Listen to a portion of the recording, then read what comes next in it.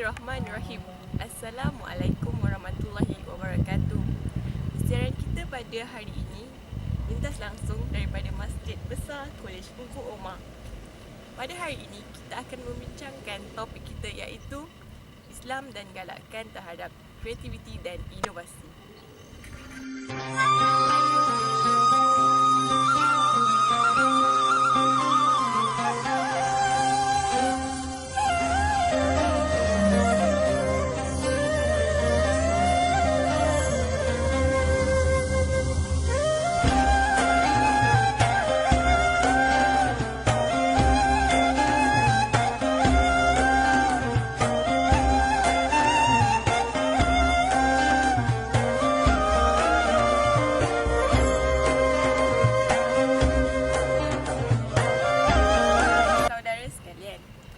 Seperti kita maklum, tamadun Islam telah berkembang pesat dari zaman dahulu lagi. Hasil tinggalan tamadun Islam juga boleh dilihat dan dinikmati hingga ke hari ini.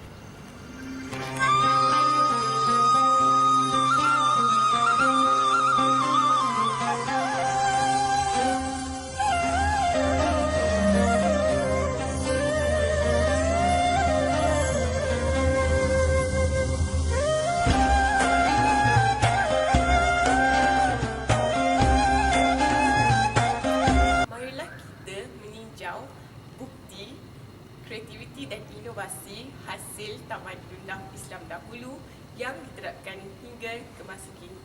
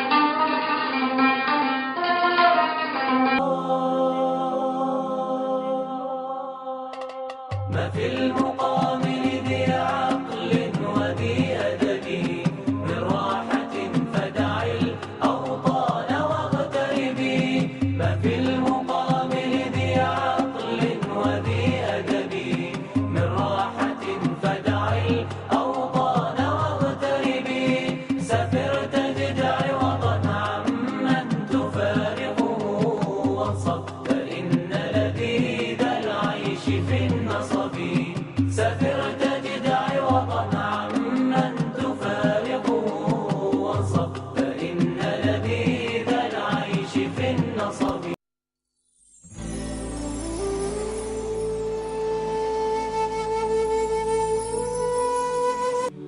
Your forefathers had products in their bathrooms and hygiene practices in the 10th century, which is over 1100 years ago, which could so easily compete with the products that you have today now in your bathroom in your house. In the 10th century, they even had a wudu machine, which you don't have to this very day. It was mobile. It was brought before a guest. The guest would tap the head. It looked like a peacock on a tray. The guest would tap the head, and water would come out in 8 short spurts, enough to perform wudu. Compare that with the sink and tap of today. In the 13th century, 800 years ago, the likes of Al-Jazari had already made numerous clocks of all shapes and sizes. You believe that the first Big Ben is the one that's in London. That's not the first Big Ben. The first Big Ben was built by your forefathers in Fez, Morocco, Maghreb. Starbucks. The first coffee house in Europe appeared in 1645 in Venice. Your forefathers were drinking coffee hundreds of years before this, as it had been discovered by a man called Khalid as he grazed his goats on the slopes of Ethiopia. Abu al-Hasan Ali ibn Nafi, nicknamed Ziryab, he was the one that introduced the concept of a 3-course meal. Before that, the Europeans didn't even know what a 3-course meal was. Before the 10th century, your forefathers had already laid the foundation of trigonometry and algebra. When it came to agriculture, S.P. Scott states that the Spanish Muslim agricultural system was the most complex, the most scientific, and the most perfect ever devised by the ingenuity of man. 1100 years ago, your forefathers were manufacturing paper. They were building dams. They were building windmills. Allahu Akbar. Abbas ibn Firnas had made a flying machine. It was the first machine capable of carrying a human being in the air. They were designing great buildings. Who can forget the earthquake-defying minarets of Sinan in Turkey, which did not even collapse even after an earthquake? Who can forget the New York of the 9th century, Cordoba? Cordoba was the New York of the 9th century. In the 9th century, Cordoba had hundreds and thousands of houses, 200,000 houses. Houses had running water. Schools were free. There were dozens of libraries. The streets were paved and lit. Garbage was collected on the backs of donkeys and taken to special dumps outside the city walls. There were sewers, there was drainage in place. My friends, London and Paris, the capitals of the world at this moment in time, did not have these facilities for over 700 years after this. Your forefathers were designing surgical instruments, constructing hospitals. One Muslim alone designed over 200 surgical instruments, syringes, scalpels. And I assure you, modern instruments haven't changed much from his original designs. They were operating, treating cataracts. In the UK, cataracts are the most common cause of blindness in people over the age of 50. In the UK alone in 2005, 300,000 operations were undertaken. Allahu Akbar. Who would think that this was all made possible as a result of the foundation of your forefather, Imam Mawsili? This is why Dr. Donald Campbell, 20th century historian of Arabian medicine, he says, the European medical system is Arabian not only in origin, but also in structure. He says that the Arabs are the intellectual forebears of the Europeans. And who can deny this? The Qanun of Ibn Sina dominated the Western world for over 600 years. This was just one of his works. He composed over 276 works. Who can forget the work of Al-Razi? His book was the most highly respected and most frequently used medical textbook in the Western world for hundreds and hundreds of years. Who can forget Jabir ibn Hayyan? Unanimously agreed he was the founder of chemistry.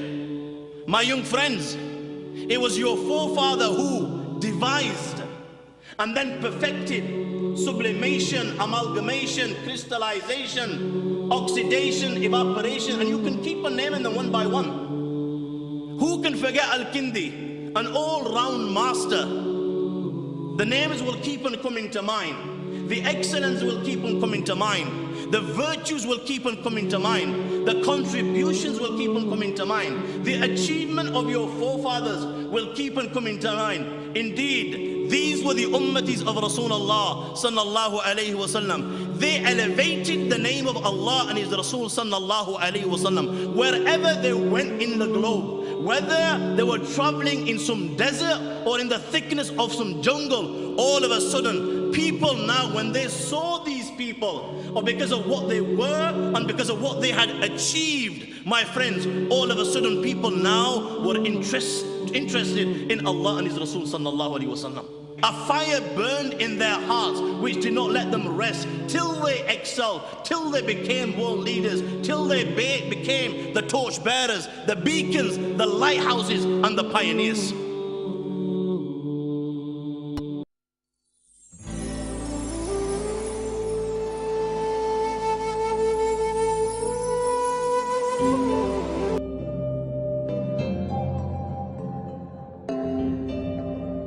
Science is a subjective branch of knowledge. Science is very broad and used widely in our daily life. Most of thing happened around us has its science. From the life of an animal in the jungle, to the life of a human being. From deep under the bed of the earth, to the sky of the universe. When we talk about the inventor of science, we often mention figures like Albert Einstein, Isaac Newton, Galileo Galilei, Darwin and others that usually came from West. The question is, are there any scientists that come from Muslim culture? The answer is yes. There are a lot of Muslim scientists and they made a lot of contribution to the world of science.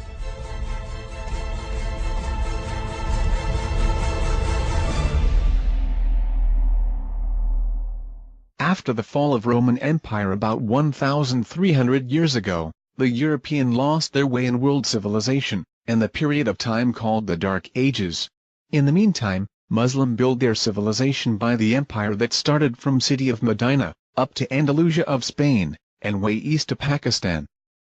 The era was called Golden Ages of Muslim civilization, during which philosophers, scientists and engineers of the Islamic world made a lot of contribution in various fields of knowledge.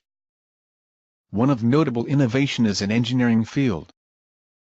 Al-Jazari, a Muslim engineer that lived in Ayyubid dynasty, had invented many machines and devices that lead the development in nowadays mechanical engineering. His invention including the water moving and pumping system, which using the concept double-acting suction pump and hydraulic piston that used in nowadays car engines. His crankshaft concept was used in his other invention, the automata, as well as the invention of elephant clock, which the concept used in the clock we used every day. His other popular invention is the camera by physician Ibn al-Haytham, that explained concept of light, and led to development of modern photography technology. Muslim scholar during Golden Ages also excelled in medical field. While Europeans still using shamans to heal disease, Muslim people made a great advancement in medical, as they created the concept of hospital, where sick people is quarantined in a specific place, to receive treatment according to their diseases. Father of medicine, Ibn Sina, or also known as Avicenna, explained concept in anatomy and pharmacology. and created various kind of medicine that's stated in his book, Canon of Medicine. Another great doctor is Abu al-Qasim al-Zahrawi, a master surgeon in Cordoba that invented surgery tools and instrument that led to development of today's surgical method. Another field of excellence of Muslim during Golden Age is in astronomy. In Islam, astronomical knowledge is important to determine time for prayers, direction of Qiblat, and calendar of Hijrah. Contribution of Muslim in astronomy can be seen by the astronomical term and star names itself, that comes from Arabic word. Al-Biruni, a Muslim physician, introduced the theory of spiral motion and explained how moon travel around the earth. Muslim astronomers also develop systematic observatories process by constructing a planetarium, and equipped with proper instruments for the observation. One of the great invention is astrolabe by Al-Fazari, that was used to find the direction of Qibla. Muslim scholar during Golden Age also made a huge contribution to other science field, including architecture. A well-planned city like Andalusia and Cordoba, as well as the great design of mosque around the empire, prove advancement of Muslim in architecture. In chemistry, Jabir ibn Hayyan discovered nitric and sulfuric acid, and introduced chemical purification process, such as distillation and crystallization. As we go through, we have seen so many contribution of Muslim in science during Golden Era. But, how much do their contribution appreciated in nowadays secular world? Western people cannot accept the fact that Muslim are in front of them. Thus, they erase the history and take the credit for them. As a Muslim, it is our responsibility to keep the history and proud of our ancestor. All the excellence, however, was 1300 years ago. Nowadays, Muslim far behind the Western in science and technologies. As a student, we should take the example and work as hard as these scholars in seek of knowledge, and make Muslim as leader in modern science discovery again. وَإِذَا قِيلَ انشُزُوا فَانشُزُوا يَرْفَعِ اللَّهُ الَّذِينَ آمَنُوا مِنكُمْ وَالَّذِينَ أُوتُوا الْعِلْمَ دَرَجَاتٍ وَاللَّهُ بِمَا تَعْمَلُونَ خَبِيرٌ.